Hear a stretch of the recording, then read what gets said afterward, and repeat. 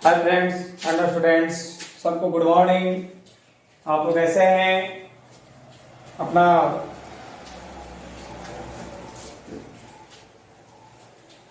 WhatsApp से या किसी भी माध्यम से अपना जो है नोटिफिकेशन डाल सकते हैं।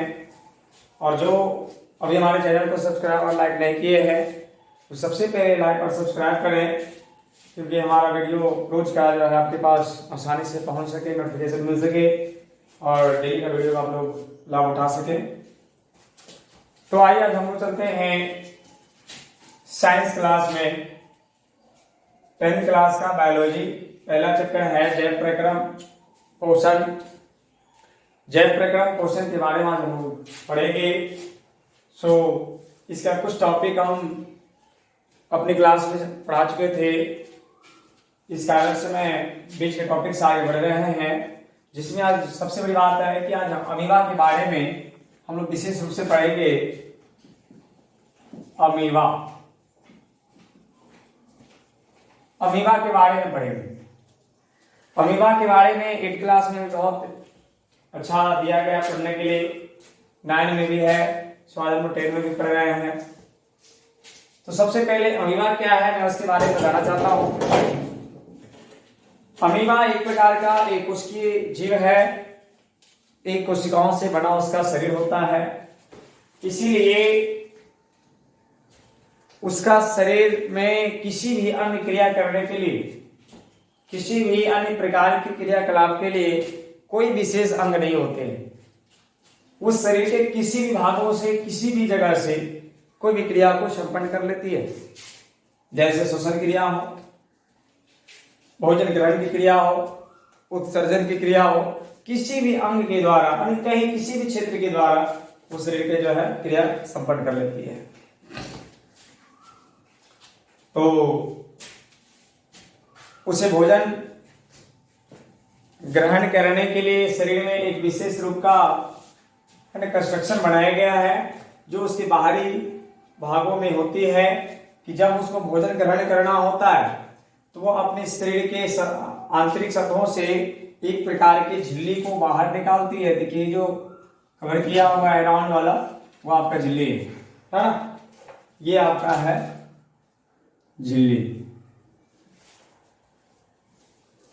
और ये इसी झिल्ली को कुटपाद कहते हैं, ठीक है, क्योंकि ये झिल्ली जो होता है बहुत ही मांसल, मुलायम और लचीला होता है, और इसमें ऑलवेज टाइम हमेशा जो है इसमें एक प्रकार का एंजाइम का स्राव होता रहता है, लार है ना, पाचक। अब ये जो कुटपाद है, जब भी अमीबा को भोजन ग्रहण करना होता है तो क्या करता है, अपने कुटपाद को बाहर निकालता है। जब भोजन ग्रहण करना रहेगा तो निकालेगा, या चालन क्रिया करना है तो भी उसको इस्तेमाल करेगा, राइट। तो ये कुटपाद जो आप देख रहे हैं बाहर का सतह में, इसी के माध्यम से वो अपना भोजन को अंतर्ग्रहण करता है। जब भोजन ग्रहण करना होता है तो कुटपादों को बाहर निकालता है, और ये कुटपाद जब भूमि सतह पर आती है तो इससे एक प्रकार के जो है रस स्रावित होता है, और ये रस जब मिट्टी पर पड़ती है तो मिट्टी को गीली कर देती है, मिट्टी को गीली कर देती है। उसके बाद जो है उसमें उपस्थित जितने भी कार्बनिक पदार्थ होते हैं, मिट्टी में उपस्थित जितने भी कार्बनिक पदार्थ होते हैं, उसको क्या करता है, वो विसरण क्रिया के द्वारा, जो विसरण क्रिया होता है, विसरण क्रिया के द्वारा उसको अपने अंदर अवशोषित कर लेती है। तो अमीबा एक कोशिकीय प्राणी है जो अपना भोजन कुटपादों के माध्यम से अंतर्ग्रहण करता है, और कुटपाद लचीला, मांसल, मुलायम एक कंस्ट्रक्शन होती है जिससे हमेशा रस निकलती है, और यही रस के द्वारा अपने भोजन को ग्रहण करने में उसको मदद पहुंचती है। तो सबसे पहले देखेंगे, अमीबा एक कोशिकीय प्राणी है, एक कोशिकीय प्राणी है जिसका शरीर एक कोशिका बनी होती है, एक कोशिका से बनी होती है। यह अपना भोजन उत्पादों के माध्यम से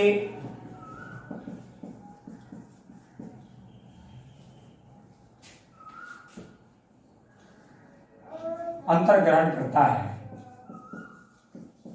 ठीक है, यह एक कोशिकीय प्राणी है जिसका शरीर एक कोशिका से बना होता है।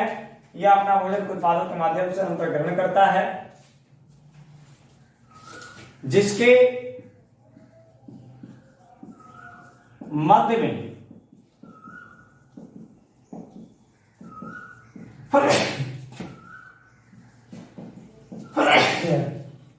केंद्रक होते हैं। ये देखिए, ये केंद्रक कोशिका विभाजन इसी के द्वारा होता है। तो इसमें लिखा गया है आपकी किताबों में,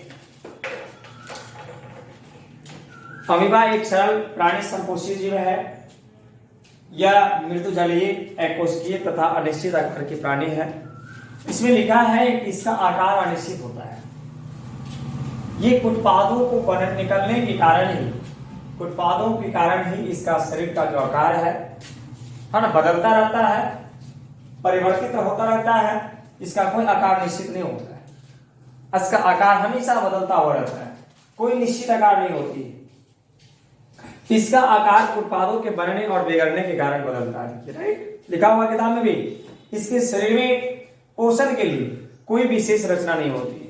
भोजन ग्रहण करने के लिए कोई विशेष रचना नहीं होती, क्योंकि इसका शरीर मात्र एक कोशिकाओं से बना होता है। आप देखिए कि आपका शरीर में कितनी सारी कोशिकाएं होंगी, अनंत कोशिकाएं। तो इसलिए आपके शरीर में जो है सभी प्रकार की क्रिया को करने के लिए अलग अलग अंग बनाए गए हैं। भोजन ग्रहण करना है मुंह है, श्वसन क्रिया करना है नाक है ना। ऐसे करके बहुत सारी क्रियाकलाप के लिए आपके शरीर में बहुत सारे अंग हैं, लेकिन आपके शरीर में ढेर सारे कोशिकाएं हैं।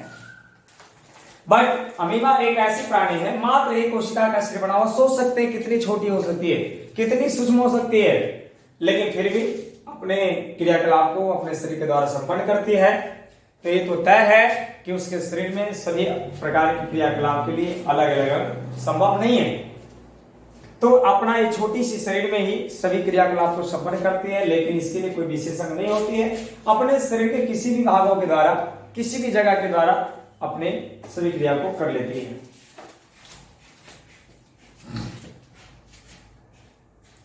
ये अपने उत्पादों की मदद से ही भोजन ग्रहण करता है। उत्पादों की मदद से ही भोजन ग्रहण करता है। अमीबा का भोजन क्या है? अमीबा खाता क्या है? तो वो शैवाल के छोटे छोटे टुकड़े हैं, बैक्टीरिया है, डायटम है, अन्य छोटे एकोशिकीय जीव तथा मृत कार्बनिक पदार्थ के छोटे छोटे टुकड़े को खाते हैं, है ना। मिट्टियों में मिला हुआ कार्बनिक पदार्थ को भी अवशोषित करती है, खाती है। उसके अतिरिक्त शैवाल का छोटे छोटे टुकड़ा भी खाती है ना, क्योंकि ये जलीय जीव है। बैक्टीरिया भी खाती है, डायटम को भी खाता है, और अन्य छोटे छोटे और एक उसकी प्राणी है उसको भी छोटे छोटे टुकड़े खाती है। अमीबा में पोषण, अंतर्ग्रहण, पाचन तथा बहिष्करण प्रक्रियाओं द्वारा पूर्ण हो जाता है। अमीबा में पोषण, अंतर्ग्रहण, पाचन तथा बहिष्करण प्रक्रियाओं द्वारा संपन्न होता है। अमीबा में भोजन के अंतर्ग्रहण के लिए मुख जैसा कोई निश्चित स्थान नहीं होता है। यानी अमीबा जब भोजन ग्रहण करता है, इसका मुख, एक जो मुख द्वार होता है हम लोग को, उसके जैसा इसके अंदर कोई भी मुख द्वार नहीं होता है स्पेशल। कहीं भी किसी जगह से भोजन ग्रहण करना शुरू कर देती है, राइट। बल्कि यह शरीर के सतह के किसी भी विस्तार से भोजन ग्रहण कर लेती है। भोजन जब अमीबा के बिल्कुल करीब आता है, जब भोजन के आसपास पहुंचेगा अमीबा, तब क्या करता है, वह अपनी उत्पादों का निर्माण करता है, बाहर निकालता है, और उत्पाद तेजी से बढ़ते हुए और भोजन को पूरी तरह से घेर लेता है। ये उत्पाद क्या करता है, भोजन को अपने कब्जे में ले लेती है और निकलने वाले रसों के द्वारा वो, है ना, और भोजन को पूरी तरह से घेर लेती है। धीरे धीरे उत्पादों के सिरे तथा फिर पार्श्व आपस में जुड़ जाते हैं। इस तरह एक भोजन रसधानी का निर्माण हो जाता है। जिसमें भोजन के साथ जल भी होता है। भोजन का पाचन भोजन रसदानी में ही एंजाइमों के द्वारा हो जाता है। और अमीबा में अपचे भोजन को शरीर से बाहर निकलने के लिए कोई निश्चित रास्ता नहीं होता है। शरीर के सतह के किसी भी भाग से एक अस्थायी छिद्र का निर्माण होता है, जिससे अपचा भोजन बाहर निकल जाता है। शरीर के सतह के किसी भी भाग में एक अस्थायी छिद्र का निर्माण होता है, जिससे अपचा भोजन बाहर निकल जाता है। कोशिका के शरीर में, पूरे शरीर में रंध्र युक्त होते हैं। ठीक है, तो जब भोजन अपचा भोजन अपशिष्ट भोजन जब बाहर निकलना चाहता है तो आप इस शरीर में कहीं भी किसी जगह एक छिद्र जो है निर्मित होता है स्वतः, और उस छिद्र के द्वारा जो है अपचा भोजन बाहर निकल जाती है। इसमें ये जो देख रहे हैं अमीबा है, अमीबा का जो ये बाहरी जो ये चीजें हैं ना, ये झिल्ली फैलाती है।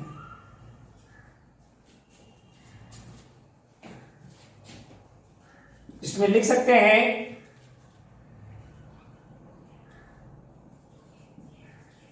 अमीबा को भोजन ग्रहण, उत्सर्जन,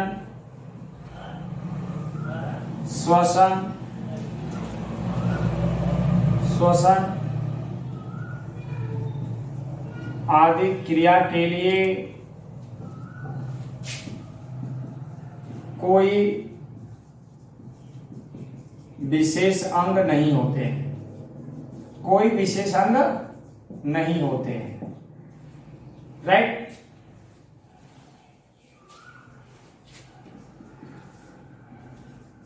अमीबा का आकार, अमीबा का आकार कुटपाद के बनने और बिगड़ने के कारण, बनने और बिगड़ने के कारण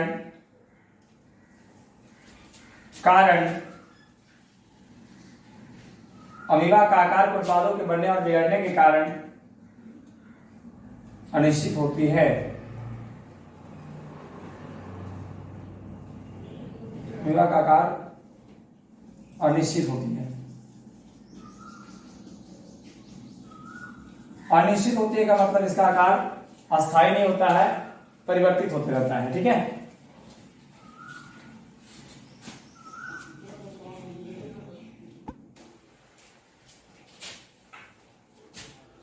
इसके बारे में और जानकारियां हैं कि अमीबा एक प्राणी संपोषी प्राणी है। क्योंकि यह जंतुओं के विधि के द्वारा भोजन अंतर्ग्रहण करता है। ठीक है, और इसका उत्सर्जन क्रिया हो, चाहे अपना भोजन ग्रहण क्रिया हो, शोषण क्रिया हो, इसका कोई अंग नहीं होता। आपने देखा कहीं से भी अपना ग्रहण कर लेती है।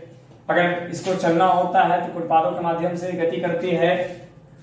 भोजन ग्रहण करना होता है तो कुटपादों को बाहर निकालती है और अपने भोजन को जो जहां पे इसका भोजन होता है उसको एरिया को जो है घेर लेती है, फिर उसको जो है मिश्रण क्रिया के माध्यम से उसके अपने अंदर अवशोषण कर लेती है। ठीक है, यहाँ लिख सकते हैं अमीबा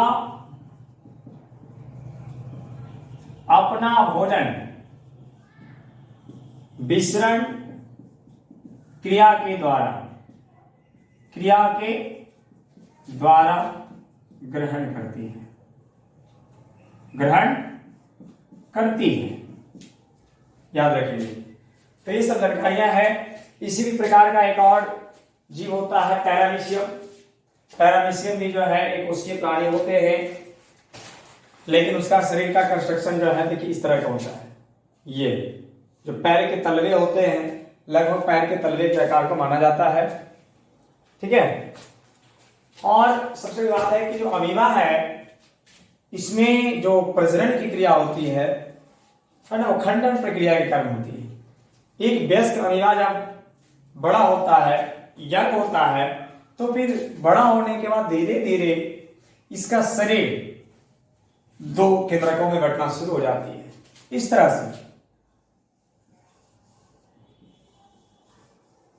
से एक ही केंद्रक में जो है दौड़ना शुरू हो जाता है। फिर और विकसित होती है, बड़ा होता है, तो ये केंद्रक भी जो है दोनों की तरफ अलग अलग बट जाते हैं। और जब केंद्रक अलग अलग बट जाते हैं तो और विकसित होने के बाद यहां से डिवीजन हो जाते हैं, बट जाते हैं, और एक कोशिका का शरीर से ही दो कोशिका का निर्माण हो जाता है। फिर कोशिका ये अमीबा है, अमीबा में प्रजनन की क्रिया द्विखंडन विधि के द्वारा होता है। क्या होता है? एक वयस्क शरीर को दो खंडन में हो जाता है, इसलिए इसको द्विखंडन विधि कहा गया है। ठीक है, तो याद रखेंगे अमीबा में प्रजनन की क्रिया द्विखंडन विधि के द्वारा होता है, जिसमें एक व्यष्टि से दो व्यष्टि का निर्माण हो जाता है। ये लिख सकते हैं अमीबा में द्विखंडन विधि द्वारा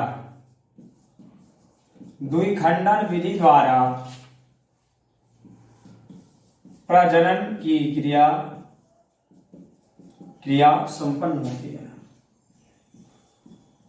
संपन्न होती है।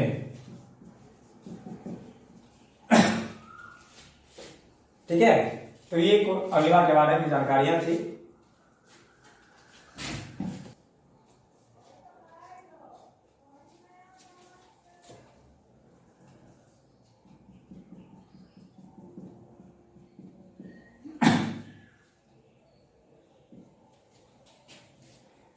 देखिए, अब हम लोग जो है मनुष्य आहार नाल के बारे में थोड़ा सा डिस्कस करते हैं। मनुष्य आहार नाल क्या है? हम मनुष्य प्रतिदिन भोजन ग्रहण करते हैं और उस भोजन का पाचन क्रिया भी होती है, क्योंकि अगर भोजन ग्रहण करेंगे, पाचन क्रिया नहीं होगा तो हमारा शरीर रोगग्रस्त हो जाएंगे। ठीक है, पाचन क्रिया होना जरूरी है, उत्सर्जन क्रिया होना जरूरी है, क्योंकि अपशिष्ट को बाहर निकलना भी बहुत जरूरी है। ठीक है, तो हमारे शरीर में रोज भोजन ग्रहण होता है, रोज पाचन क्रिया होती है, और बचे हुए अपशिष्ट भोजन उत्सर्जित भी होती है, और उसका उपयोगी जो पदार्थ हैं, जो विटामिन है, जो मिनरल्स है, जो पोषक तत्व है, वो हमारे शरीर ग्रहण कर लेती है। ये क्रिया निरंतर होती है, रोज होती है। तो ये जो है हमारा, ये जो आप पार्ट्स देख रहे हैं, इसी को कहते हैं हम लोग मुख द्वार, जिसको हम लोग मुंह भी कहते हैं।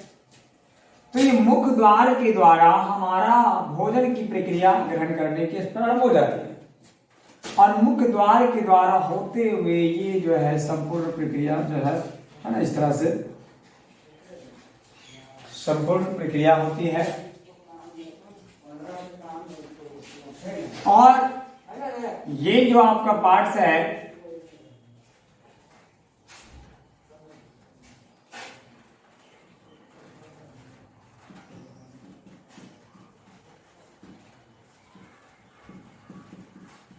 ग्रास नली, ये वाला पार्ट्स ये होता है आमाशय, मुख्य जो इसका पार्ट्स हुआ। और ये जो आपका पार्ट्स हो गया छोटी आंत, और ये जो पार्ट्स हो गया बड़ी आंत। ठीक है, और लास्ट में ये जो आता है रेक्टम। तो हमारा भोजन मुख द्वार में सबसे पहले प्रवेश करती है, वहां भोजन को ग्रहण करने के साथ वहां जीभ होते हैं, दांत होते हैं, उसके माध्यम से भोजन को जो है छोटे छोटे टुकड़ों बांट लिया जाता है, छोटे छोटे उसको बांटा जाता है। उसके बाद वो जो छोटे छोटे भोजन जो बट गया अपने भागों में, और हमारे मुंह में हमेशा एक प्रकार के लार का स्राव होते हैं, और उस लार को मिक्स हो जाता है उस भोजन में, फिर वो भोजन बिल्कुल मुलायम हो जाते हैं, बिल्कुल चिकनी युक्त हो जाता है, चिकना हो जाता है। फिर वो भोजन जब पूरी तरह से लय युक्त बन जाता है, छोटे छोटे भागों में बढ़ जाते हैं और लार में मिक्स हो जाते हैं, तो वो भोजन हमारे मुंह के अंदर का जो पार्ट्स होता है ना, कंठ के आगे एक ग्रसनी होती है। इस ग्रसनी के द्वारा प्रवेश करते हुए, है ना, ये ग्रसनी के द्वारा प्रवेश करते हुए यहाँ पे जो ये थोड़ा सा इस तरह का होता है ना, और ग्रसनी के बाद जो है भोजन हमारा ये इस पाइप में प्रवेश करती है। वो पाइप क्या कहलाता है? ग्रास नली कहलाता है। इसको ही हम लोग कहते हैं ट्रेकिया। क्या कहते हैं? ट्रेकिया कहते हैं। तो सबसे पहले भोजन मुख द्वार में प्रवेश करती है, वहां से ग्रसनी में जाती है, ग्रसनी के द्वारा है ना ग्रास नली में प्रवेश करती है। अब ये ग्रास नली के माध्यम से होते हुए सबसे पहले हमारा भोजन जो है ये आमाशय में पहुंच जाती है। कहां पहुंच जाती है? और ये जो ट्रेकिया देख रहे हैं, ग्रास नली जो देख रहे हैं, ये एक प्रकार की सेलुलोज नामक पदार्थ से बनी होती है जो खुरदरी होती है, और इसके अंदर जो है भोजन गति करते हुए है ना आमाशय में पहुंचती है। और आमाशय, इसमें भी एंजाइम का स्राव होता है, पाचक रस, और यहाँ भोजन जो है और पूरी तरीके से गलते हैं, है ना, पूरा एकदम छोटे छोटे टुकड़ों में बढ़ जाते हैं, मिक्स हो जाते हैं, लालिश हो जाते हैं, चिकना हो जाते हैं। फिर यहाँ जब क्रिया संपन्न होती है पाचन क्रिया का, तो भोजन ऑटोमेटिक यहाँ के बाद जो है ना आमाशय के बाद ये छोटी आंत में प्रवेश कर जाते हैं। ये छोटी आंत, ठीक है, ये तो बड़ी आंत का कवर है। छोटी आंत लंबी होती है ना, बहुत लंबी होती है, 6 से 7 मीटर का होता है।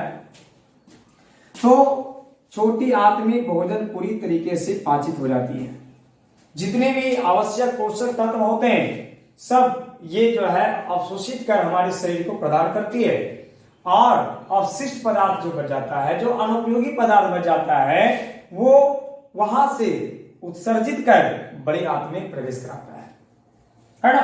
तो बड़ी आंत में प्रवेश कराता है, और बड़ी आंत में अवशिष्ट पदार्थों का है ना पूरी तरह की जो क्रियाकलाप होती है, फिर बड़ी आंत के द्वारा आगे गति करते हुए इस रेक्टम के द्वारा है ना शरीर से बाहर निकलती है।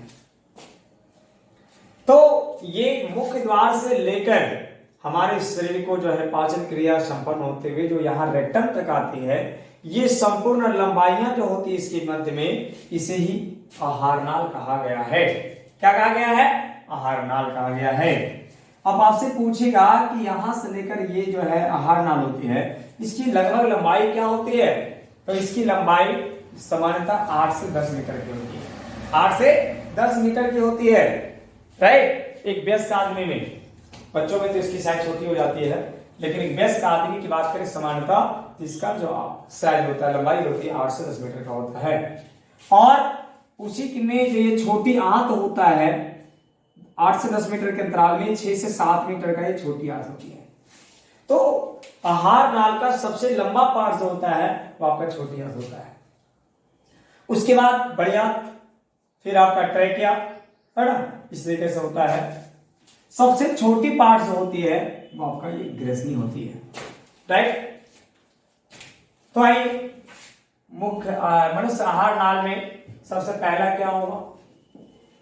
मुख्य द्वार होता है। क्या होता है? मुख्य द्वार होता है।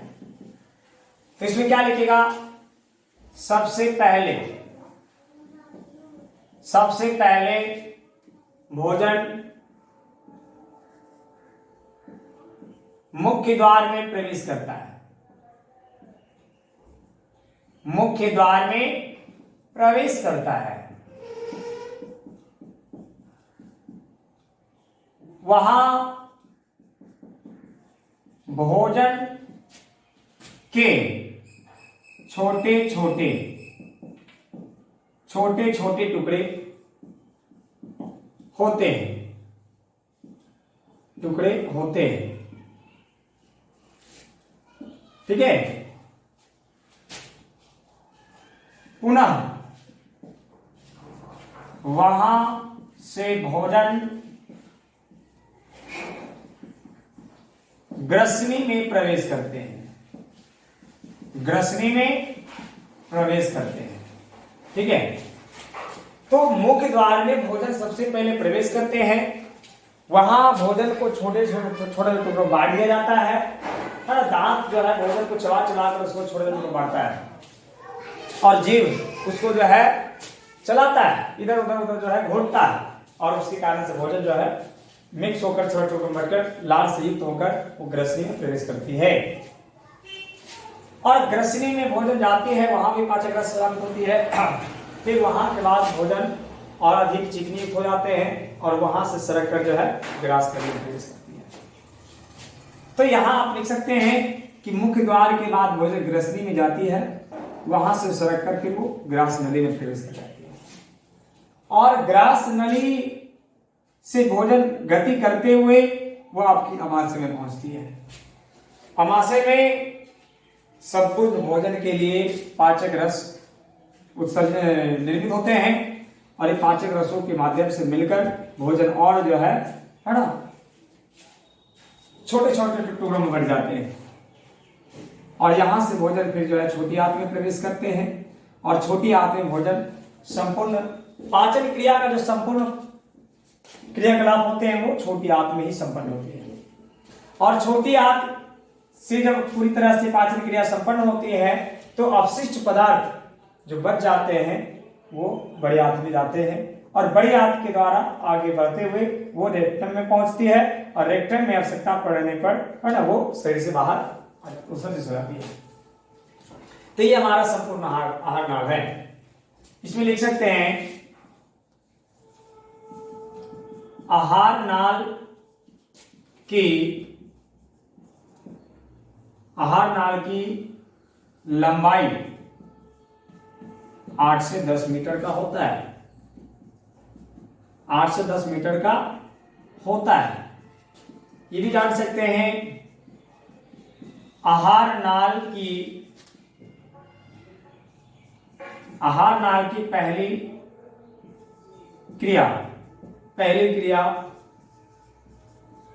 मुख्य द्वार से संपन्न होती है। मुख्य द्वार से संपन्न होती है, मुख्य द्वार से यहां से चालू हो जाती है। ये भी लिख सकते हैं आहार नाल की सबसे लंबी भाग छोटी आंत होती है। छोटी आंत होती है जिसकी लंबाई आहार नाल की सबसे लंबी भाग छोटी आंत होती है, जिसकी लंबाई 6 से 7 मीटर का होता है। 6 से 7 मीटर का होता है, राइट। तो ये है आहार नाल की तस्वीर।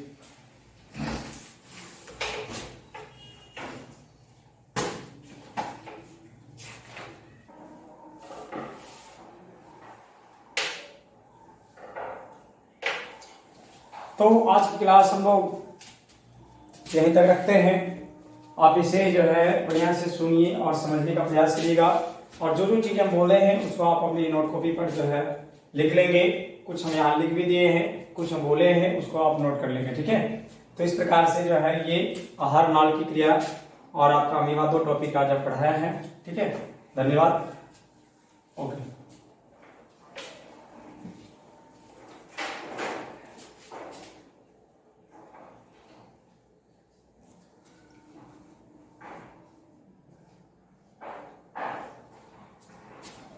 Yeah.